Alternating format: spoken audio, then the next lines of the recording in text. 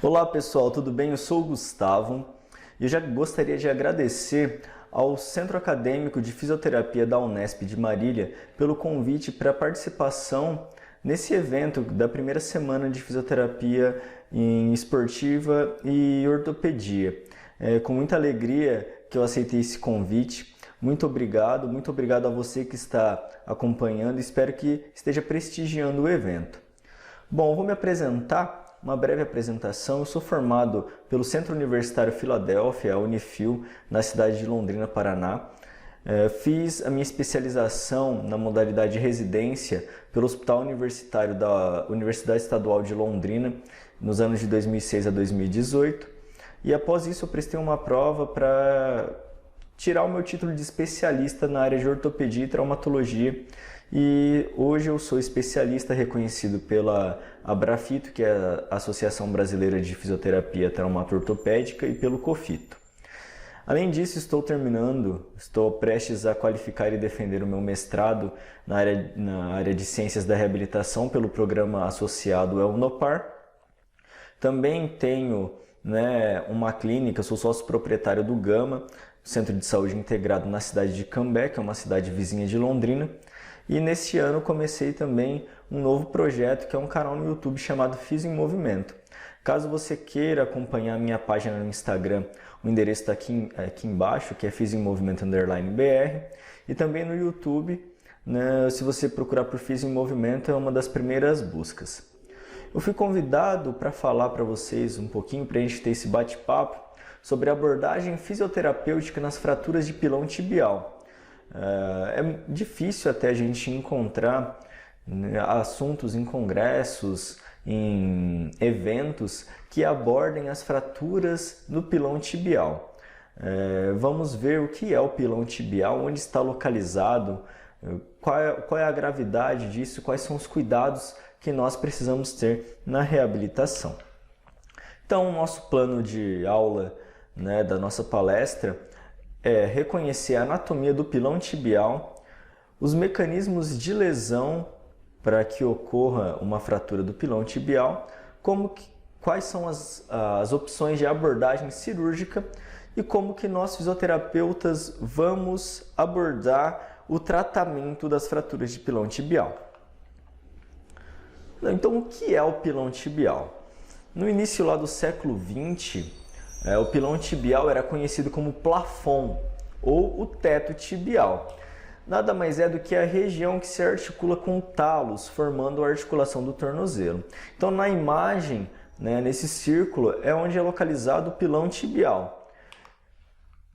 Ela é uma estrutura que envolve toda a superfície horizontal de sustentação de peso. Então, quando a gente fica em pé, praticamente todo o nosso peso corporal vai ser transmitido do pé para o teto tibial ou para o pilão tibial. A fíbula quase não vai absorver esse impacto, essa energia que vai ser gerada para o nosso corpo. A gente vai ver um pouquinho mais para frente. Então, a região distal da tíbia é o teto tibial ou pilão tibial. Então, como eu tinha comentado, nós temos a tíbia e a fíbula de ossos da perna. A fíbula ela vai servir principalmente para inserção muscular. Se a gente for lembrar, temos os fibulares, entre outros músculos, que têm inserção sendo tanto na origem proximal quanto no terço médio distal da fíbula. E a fíbula ela vai receber menos de 5% de todo o peso corporal, que vai ser tanto ascendente quanto descendente. Já a tíbia ela vai receber muito peso, ela é feita para suporte de peso. É só a gente analisar o formato que tem a tíbia e a fíbula. A tíbia é um osso mais espesso do que a fíbula. E a tíbia ela vai receber uma carga, um suporte de peso descendente que vem do nosso centro, da coluna, dos membros superiores e inferiores até a tíbia, até os pés, e uma força reativa, ou seja, uma força ascendente, como a força de reação do pé ao solo, como por exemplo na marcha, na corrida. Vamos relembrar também os acidentes ósseos que temos na região distal da tíbia.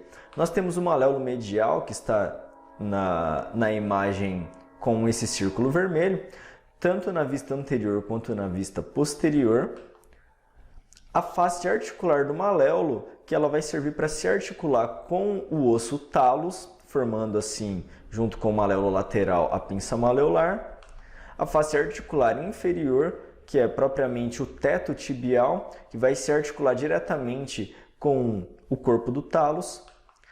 A incisura fibular, que está mais na parte lateral da tíbia, que ela vai servir para articular a fíbula, né? Então a tíbia com a fíbula formando a articulação tíbio-fibular distal, é a face articular, a incisura fibular, desculpe. E o sulco maleolar, que é posterior, que vai servir para a passagem do tendão do tibial posterior. Falando um pouco da mecânica do tornozelo, que tem alguns aspectos que são importantes a gente compreender para entender a importância da reabilitação das fraturas de pilão tibial. A biomecânica do tornozelo, né, a tíbia, ela vai se articular com o talos e, como a gente vê nessa radiografia dinâmica, o talos ele vai ter um deslizamento do seu corpo até a parte mais posterior do talos, que ela é mais afunilada, por isso a plantiflexão é maior do que a dorsiflexão. Em cadeia cinética aberta, o talos ele vai deslizar sobre a tíbia, como nessa imagem que nós podemos ver. Porém, quando está em cadeia cinética fechada, que é a maior parte do tempo onde nós passamos, como na posição em pé, o oposto vai ocorrer. Então, a tíbia que vai deslizar sobre o talos, tanto para fazer uma dorsiflexão, como levar o corpo à frente, a tíbia ir à frente do pé, né, do talos, como na dorsiflexão, na plantiflexão, desculpe, que seria o oposto, né? A tíbia ir para trás do talos, isso em cadeia cinética fechada. E aí a gente levanta um apontamento. Qual seria o prejuízo de mobilidade caso haja uma fratura no pilão tibial? Porque nós vimos que o pilão tibial é uma estrutura de articulação com o pé. Então, qual seria o prejuízo do indivíduo ter uma fratura no pilão tibial? Isso nós vamos ver um pouco mais adiante. O mecanismo de lesão clássico envolve tipicamente uma carga axial, ou seja, uma carga de cima para baixo. E também ela pode ter a combinação de outros momentos de força, como forças de flexão, de rotação e de cisalhamento. E isso faz com que esse tipo de fratura seja uma fratura complexa para o tratamento, tanto cirúrgico quanto fisioterapêutico. Relembrando os tipos de força que nós temos, de tensão que nós temos num osso, nós temos nessa imagem uma estrutura sem carga, uma estrutura que sofre uma tensão ou uma distensão, né, onde são separadas as suas extremidades, né, como tentar afastar as suas extremidades, compressão, que é quando tenta aproximar as extremidades, envergamento, deslizamento, onde uma superfície vai para um lado e a outra para o outro lado, então a extremidade superior vai para um lado e a extremidade inferior para o outro, torção e as cargas combinadas. Geralmente, né, as cargas que levam à lesão do teto tibial são as forças de compressão, assim como as de torção e as cargas combinadas, porque isso vai gerar, além da torção, vão gerar um cisalhamento, muitas vezes a quebra desse osso. Sobre a intensidade de energia envolvida, a tíbia ela pode sofrer uma energia, né? Ela pode receber uma energia baixa, média ou alta. E isso vai nos dar a dimensão da lesão. Ou seja, quanto mais baixa a intensidade de energia, geralmente é menor o dano no osso, a fratura é menos complexa. E também, né, a biomecânica da lesão, as diferentes posições do pé vão resultar em morfologias diferentes da fratura, vão resultar em traços de fraturas diferentes. Então, um exemplo, como aqui na imagem mais superior, quando o pé está em dorsiflexão, o tornozelo está em dorsiflexão, a cabeça do talos vai se chocar com a tíbia, e isso pode ocasionar então uma fratura mais na região anterior. O oposto é verdadeiro. Quando o pé está em plantiflexão, vai se chocar posteriormente o talos contra a tíbia e vai fraturar mais a região posterior ou o maléolo posterior. E quando é uma carga axial em que cai com o pé numa posição neutra, pode ocorrer a fratura tanto na região mais anterior quanto mais posterior da tíbia. Dados epidemiológicos sobre as fraturas do pilão tibial, nós temos que representam menos de 1% de todas as fraturas do membro inferior. Se a gente for parar para pensar, é uma estatística baixa. Porém, quando nós vemos as fraturas da tíbia, está entre 5 e 10% de todas as fraturas. Lembrando que a maioria das fraturas da tíbia são na sua diáfise e também é muito comum o planalto tibial ou na região mais superior da tíbia. Geralmente acomete homens de 30 a 40 anos, porque os homens geralmente correm mais risco, andam mais de moto do que as mulheres, principalmente andam de moto de uma maneira não tão responsável e sofrem a maioria dos acidentes automobilísticos. Então, geralmente os homens são os que mais sofrem fraturas do pilão tibial. Está relacionado com traumas de alta energia. A grande maioria das fraturas do pilão tibial ocorrem por traumas de alta energia. E de todas as fraturas de pilão tibial, até 30% são fraturas expostas ou apresentam uma lesão grave dos tecidos moles adjacentes, seja de tendão, seja de músculo ou até mesmo neurovascular, além de feridas abertas, como fraturas expostas. Vamos fazer um comparativo entre os tipos de trauma. Então, nós temos os traumas de alta energia e os traumas de baixa energia. Como eu havia comentado, cerca de 80% dos traumas estão dentro dos traumas de alta energia. Os traumas de baixa energia geralmente envolvem um trauma torsional, ou seja, uma torção, estão relacionados a atividades esportivas e geralmente o traço da fratura em espiral, sendo extra-articular, ou seja, não fratura na superfície que está articulada com o talos, fratura um pouco mais para cima. Já as de alta energia estão relacionadas com a queda do plano elevado, como por exemplo a queda de uma escada ou a queda de uma altura de um telhado, por exemplo. Acidente automobilístico, que é o campeão, principalmente com motocicleta. Uma compressão axial, cisalhamento, como por exemplo cair em pé, pode ocorrer uma fratura de calcâneo, como também uma fratura de pilão tibial. Geralmente apresenta uma fratura cominutiva, que tem vários fragmentos pequenos, e intraarticular. Então está prejudicada a articulação do tornozelo, muitas vezes nos traumas de alta energia, em sua grande parte. A fíbula frequentemente é acometida, como a fíbula está ali do lado só acompanhando a tíbia, fixando a musculatura, ela não tem uma capacidade tão boa de absorção e ela acaba com a energia que é depositada sobre ela, também rompendo e fraturando. E comparado às fraturas de baixa energia, ela tem maior dano dos tecidos moles, além de um maior risco de lesões neurovasculares, como lesões de artéria e nervos daquela região. E também pode ter algumas outras fraturas associadas. O diagnóstico clínico ele vai se dar através da história de trauma axial, que geralmente vem com a história já coletada do paciente ou mesmo da equipe de socorro.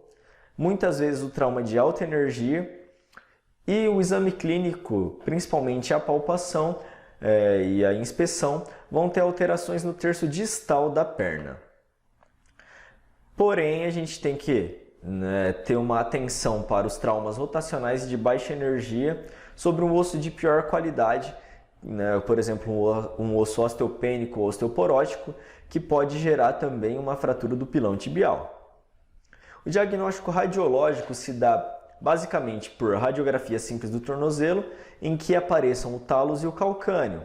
Como nessa radiografia em AP e perfil, tem que ter pelo menos essas duas incidências, mas se possível também ter a oblíqua para uma melhor definição. Então na imagem em perfil a gente consegue ver um fragmento ósseo mais posterior e no AP a gente já vê um desvio dessa fratura que no perfil a gente não consegue ver, né? A tíbia ela desloca lateralmente ao talos, além de uma cominuição, né? A gente consegue ver vários fragmentos ósseos e uma compressão desses fragmentos. Porém, a tomografia, grande parte das vezes, ela é solicitada, principalmente para ter os detalhes antes da cirurgia, para o cirurgião conseguir planejar melhor a cirurgia, identificação de fragmentos que na radiografia não é possível, identificar lesões que estão ocultas na radiografia e também para identificar as rupturas de sindesmose, que é muito importante, que ela algumas vezes necessita de reparo. E a gente tem a grande vantagem da tomografia, que são as 3 dimensões que nós conseguimos enxergar, como no corte axial nós vemos alguns fragmentos, num corte coronal, né, de frente, e num corte sagital, que é de lado, que a gente consegue ver outros fragmentos. Então é muito importante fazer a tomografia, principalmente para o planejamento cirúrgico e para ver qual é a real gravidade dessa lesão. A classificação das fraturas de pilão tibial servem para criar parâmetros que vão estabelecer o nível de gravidade e que também vão auxiliar na escolha do tratamento e que nós possamos traçar um prognóstico para essa lesão. Então essa é a primeira classificação que nós temos, que foi dada lá em 1969. Nós temos a divisão entre 1, 2 e 3, ou A, B e C, onde quanto maior é o nível, pior é o prognóstico. Então as fraturas 1 ou A são fraturas articulares sem desvio. Então acometeu a articulação, né? A gente pode ver aqui que pegou a região próxima à articulação com talos, isso num corte sagital, coronal e axial. E a grande vantagem é que não tem desvio, então tem um prognóstico melhor, tem uma abordagem cirúrgica mais simples teoricamente. Não é tão complexo operar, o médico conseguir operar uma cirurgia com fragmentos que não tem desvios. Já nas fraturas do tipo 2 ou B, segundo Wade e Algor, essas fraturas têm desvios, porém tem pouca cominuição. Também fraturas com menor cominuição são mais fáceis de se tratar do que fraturas que tenham maior cominuição, ou seja, tem menos fragmentos ósseos para grudar. Porém, ela já tem algum desvio angular que fica um pouco mais complexo de se tratar. E no 3 ou no grau C, as fraturas têm maior grau de fragmentação, ou seja, elas têm uma maior cominuição, como nessa vista, né, na vista coronal. Então, quanto maior o grau, pior é o prognóstico e pior é o tratamento, né? Mais difícil é o tratamento. Já o sistema O, que é um sistema adotado universalmente, nós temos, né, a divisão entre A, B e C, sendo o C o pior, com o pior prognóstico, né, e a pior gravidade da lesão. Então, nas fraturas do grau A, do sistema O, elas são extra-articulares, ou seja, estão acima do nível da articulação. Já as fraturas B e C são propriamente ditas do pilão tibial, sendo do B1 até o B3, o B3 a pior característica, e do C1 ao C3, o C3 com a pior característica de fratura. Além disso, Cherney, em 84, ele descreveu as lesões de tecidos moles. E aí ele relacionou a um trauma de baixa energia e alta energia. Então essa classificação vai do grau 0 ao grau 4. O grau 0 é uma lesão desprezível de partes moles, ou seja, quase não tem lesão de partes moles. E o grau 1, identificado com escoriações ou contusões superficiais. Isso tem uma relação com traumas de baixa energia. Já traumas de alta energia apresentam importante contusão muscular e escoriações mais profundas. E o grau 3, esmagamento intenso com desenluvamento do subcutâneo, do tecido subcutâneo. Ou seja, é como se o tecido subcutâneo fosse retirado do local e tem uma grande chance de lesão vascular e de síndrome compartimental. A síndrome compartimental se dá principalmente por conta de aumento da circunferência do membro, aumento da espessura de algumas estruturas como tendões e músculos e até mesmo edema na região. E essa compressão vai, na verdade, esse aumento do volume vai gerar uma compressão nos vasos, principalmente artérias e nervos, gerando a síndrome compartimental, e muitas vezes é necessário fazer uma fasciotomia, ou seja, cortar a fáscia para que seja descomprimido esse tecido neurovascular. O tratamento envolve os cuidados primários, como principalmente lá no momento da lesão, quando se trata de acidente ou até queda, para tentar restaurar o alinhamento e comprimento do membro. Muitas vezes o socorrista vai já fazer essa imobilização com papelão, é muito comum isso acontecer. E no hospital ele já vai chegar para tentar restaurar o alinhamento e comprimento do membro, caso seja possível. Estabilizar o tornozelo e elevar um pouco o membro para tentar já começar, né, a drenar esse edema que é quase que instantâneo. E fazer uma análise das condições clínicas, principalmente a parte neurovascular de tecidos moles, porque pode ser um agravante da lesão do pilão tibial. Além disso, ele já vai chegar no hospital e praticamente vai direto para a sala de raio-x para identificar a lesão e tentar classificar. Para daí, então, evoluir o tratamento e tomar a melhor conduta possível, a melhor decisão para o tratamento. Seja um tratamento conservador ou seja um tratamento cirúrgico, que é o que acontece em grande parte das vezes. O tratamento conservador ele é considerado uma escolha de exceção de tratamento. Isso porque a grande maioria das lesões, das fraturas do pilão tibial são fraturas complexas. Então, geralmente são fraturas que necessitem de uma abordagem cirúrgica. O tratamento conservador, como é uma escolha de exceção, ele só vai ocorrer se as fraturas forem sem desvio e extraarticular, com pouca ou nenhuma cominuição, ausência da falha da região metafisária, ou seja, a metáfise está praticamente íntegra, e quando há pessoas muito debilitadas, como por exemplo alguma doença mental que impossibilite o tratamento fisioterapêutico posterior, porque muitas vezes esse paciente vai ser teimoso, né? Ele não vai entender a proposta do tratamento e vai colocar o pé no chão antes da hora e vai perder a cirurgia, vai ter dor e vai gerar muito mais complicações. E o tratamento conservador ele pode se dar através de tração transesquelética, e eu coloquei essa seta para identificar que a tração transesquelética ela é no osso calcâneo, ok? Não encontrei nenhuma imagem, eu também não tinha nenhuma imagem no meu acervo de uma tração transesquelética pelo calcâneo. Ou pode ser por um aparelho gessado, na maioria das vezes um gesso suropodálico, como esse da foto, mas pode ser também um gesso que ultrapasse a articulação do joelho, mas é mais comum um gesso que vai da região dos gastrocnêmios até o pé.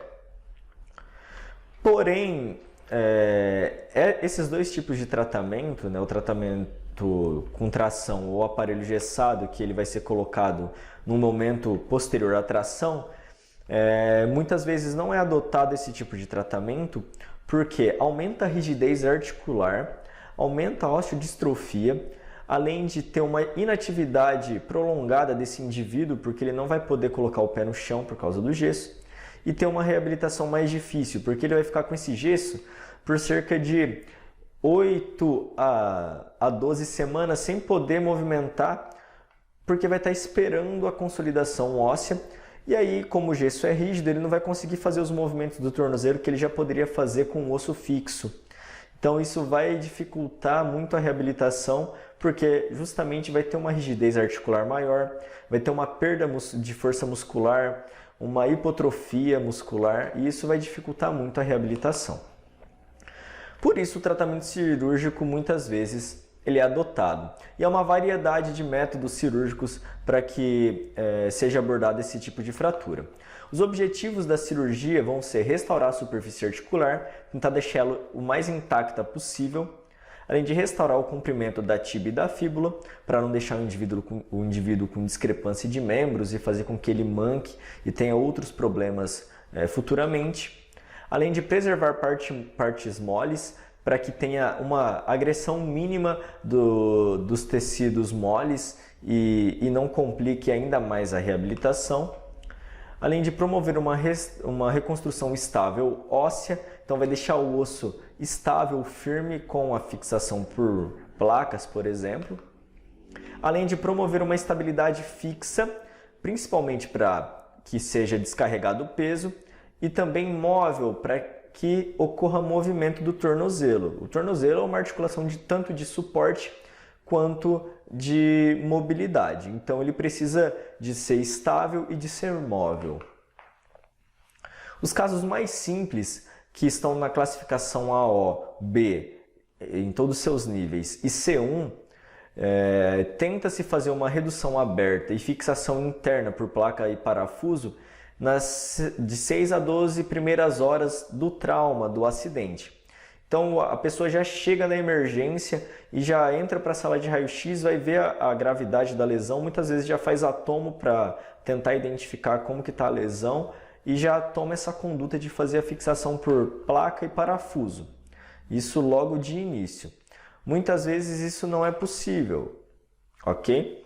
Já em casos mais complexos, de comminuição importante, que apresentam encurtamento e desalinhamento do membro e um maior sofrimento das partes moles, isso uma classificação C2, C3 da AO, isso quando tem como classificar pela gravidade, isso quando não tem uma fratura exposta, geralmente usa-se o fixador externo para tentar realinhar o membro e manter o comprimento do membro de 10 a 14 dias. E posteriormente é feita a fixação interna, como no slide anterior. Em casos extremamente complexos, como nós vemos aí essa fratura com uma luxação, além de ter uma comminuição extrema, uma extensa lesão de tecidos moles e múltiplas lesões, por exemplo, um trauma na pelve, uma fratura de pelve ou em outras partes do corpo, como lesões por escoriação, um indivíduo politraumatizado, pode ser adotado um método de fixação externa definitiva. O médico pode tentar fazer o tratamento por fixador externo de forma definitiva, porque é muito complicado abordar um indivíduo que tenha outros agravantes que não somente a fratura do pilão tibial. E uma das opções é esse fixador externo chamado Orthofix. Eu particularmente nunca vi esse fixador externo, porém ele pode ser utilizado e a grande vantagem dele é que ele tem um componente móvel bem nessa região, ele é articulado. Então isso vai permitir a mobilidade do tornozelo, diferente dos fixadores em delta que nós vemos por aí ou fixadores lineares. Quando é feita então a cirurgia, nós temos a fisioterapia que vai tratar desse paciente, que vai ficar com ele aí pelo menos uns 3 meses. E os principais objetivos da fisioterapia são restaurar a ADM total do tornozelo, quando possível. Se não for possível, a gente vai tentar trazer a ADM funcional, ou seja, uma ADM de 70% daquilo que é normal. É importante também avaliar a mobilidade do tornozelo assim que possível, como num teste de Lange. Então é importante a gente fazer essa avaliação previamente, mas quando for possível ele fazer descarga de peso. Vamos também aumentar a força dos músculos dos membros inferiores, principalmente da perna, né? A musculatura de gastrocnêmio, dos dorsiflexores, dos eversores, enfim, porque vai ser a musculatura mais debilitada.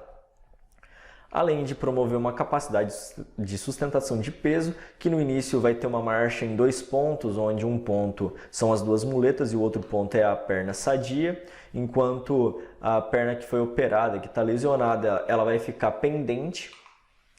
Promover a capacidade de locomoção para o indivíduo sair desse estado de muleta e conseguir caminhar, fazer uma marcha sem claudicação e até mesmo uma corrida. E promover a independência funcional, laboral, esportiva e também de lazer. Reintegrar esse indivíduo à sociedade da melhor maneira possível, mais próximo da sua função que ele exercia antes do acidente, antes desse trauma.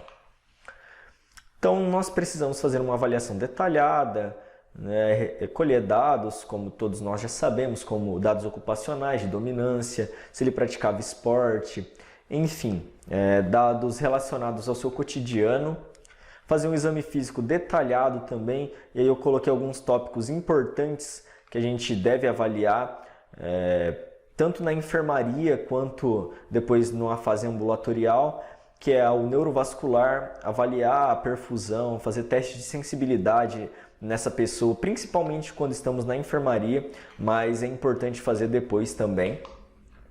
Avaliar a ADM, desde o início, e quando for possível avaliar em cadeia cinética fechada, como eu havia comentado, porque a nossa maior função de tornozelo é com sustentação de peso. Além disso, avaliar a força muscular também assim que possível, porque a gente vai ver que o indivíduo não vai conseguir nem fazer a contração voluntária muitas vezes no pós-cirúrgico, e avaliar os músculos da perna também assim que possível. Avaliar também aspectos funcionais, movimentos que envolvam o dia a dia dessa pessoa, como sentar e levantar, para que a gente consiga adaptar no começo, por exemplo, e posteriormente a gente conseguir evoluir esse paciente. E também avaliar a marcha quando for possível. E pode ser avaliada também a marcha com muletas. É um parâmetro que nós temos para fazer evolução de treinos de marcha.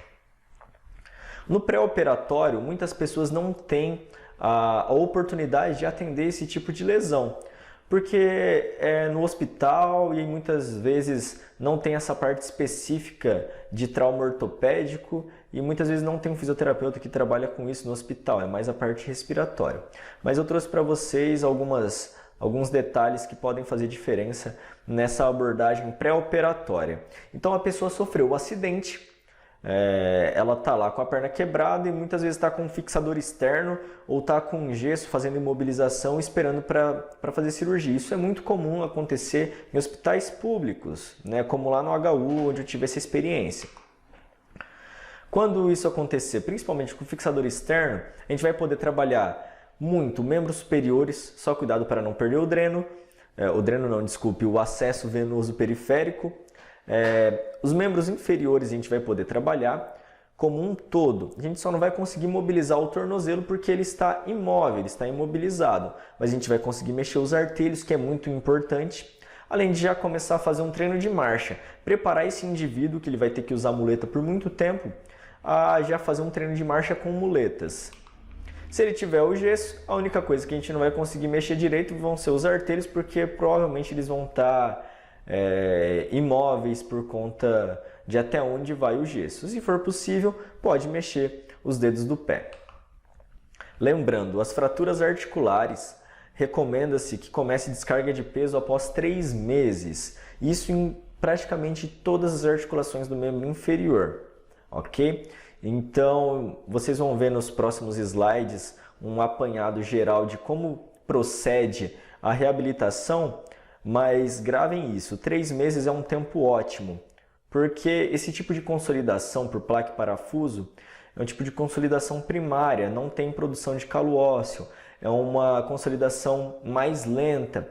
Então o osso ele vai, aí, a partir da sua 6ª ou 8ª semana, que vai ter um aspecto de maior consolidação. E aí a partir daí vai começar a fazer então o toque dos artelhos ao solo. Então do PO imediato, né, a gente viu o indivíduo lá no pré-operatório, né, ele com o fixador externo ou com o gesso.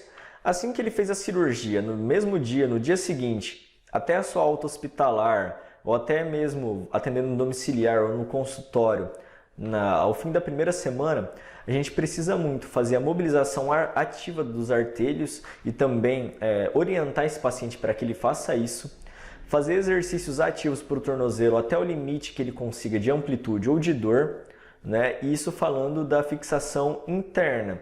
Quando é fixação externa, ele não vai conseguir fazer. Quando o tratamento adotado vai ser com fixação externa, isso não é possível fazer. Fortalecimento do quadríceps, a gente já consegue mexer, a gente consegue fletir e estender o joelho, então está liberado. A gente consegue fazer fortalecimentos dos membros superiores, que vão precisar muito, porque ele vai andar muito de muleta. Além disso, fortalecer o membro inferior contralateral, porque é ele que vai elevar a maior parte do peso, já que a outra perna ela não consegue fazer isso. E treino de atividades funcionais, como sentar e levantar de uma cadeira, de deitar e rolar, como que ele vai conseguir fazer isso na cama. Então é muito importante a gente fazer isso e preparar esse indivíduo. E lembrando, sem descarga de peso, porque as fraturas articulares requerem descarga de peso após 3 meses. Da segunda à quarta semana não vai mudar muito, ok? Vai manter aquilo que já estava fazendo na primeira semana e vai introduzir exercícios isométricos para os plantidorsiflexores do tornozelo. Lembrando, sem descarga de peso, como a gente está vendo naquela imagem, que é um andador, mas a maioria das vezes o indivíduo vai estar de muletas. Mas fraturas articulares não tem descarga de peso até 3 meses. Da quarta até a sexta semana, de 1 mês até 1 mês e meio, a gente vai fazer tudo o que estava fazendo até a quarta semana e vai introduzir os isométricos para os inversores e eversores do tornozelo. Por que só agora? Porque a partir da quarta semana já começa a ter uma maior calcificação do osso e aí está começando a ficar mais firme a placa no osso. E a inversão e a eversão, querendo ou não, exige um componente rotacional. Então é bom a gente preservar isso. Então a gente vai começar os isométricos que não tem uma contração muscular severa, né, muito forte, dos inversores e eversores. Lembrando, sem descarga de peso. Na 8ª semana, aí começa a ficar um pouco mais puxado, da 6ª até a 8ª semana, porque a gente vai introduzir os isotônicos para os músculos da perna, tanto plant dorsi quanto inversores e eversores. Vai começar a introduzir a mobilização passiva, porque até então ele fazia a ativa. Porque nesse momento a gente introduz a mobilização passiva e a sustentação de peso? Porque a partir da 6ª semana começa a ter uma maior consolidação óssea. Então a partir daí que a gente vai começar a forçar mais esse tornozelo, tanto para dorsi quanto para plant. E também a partir daí que essa sustentação parcial, que eu coloquei 3 asteriscos, vai ocorrer da seguinte forma: o toque dos artelhos ao solo, o que a gente chama de toque proprioceptivo. E aí, a partir daí, conforme a tolerância do paciente e conforme a análise radiográfica, vai começar a ter uma carga parcial, né, sobre essa perna, mas muito leve. É importante fazer uma progressão de carga de 10%, 15%, 20% e assim sucessivamente. Da 8ª semana até a 12ª, ou seja, de 2 meses e meio, 2 meses na verdade, até 3 meses, já vamos introduzir exercícios isotônicos mais vigorosos para os músculos da perna, ou seja, esse cara vai estar suando mesmo, vai ter que estar bem pegado à fisioterapia.